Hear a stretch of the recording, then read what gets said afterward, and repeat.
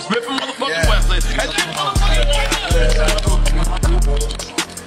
But why were people critiquing you because of that?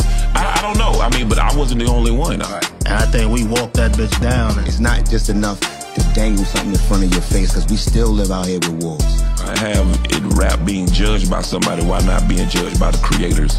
And I think there's generationally, there's things that could be learned both ways. I'm not looking outside of jazz and soul to sample if it was not for Q-Tip. Come through like that, it just shows that artists can have solidarity in this time. We can get money, we can have fun. That's sort of the inspiration behind the Infinity, because she would speak with such passion to her mom to be like, yo, I love you from infinity and beyond. We can't allow the corporations and the dollars and what we aspire to do, like, split us apart. I know how to make what I want to hear or what a fan in me wants to hear. Right. So that's how I can tackle that.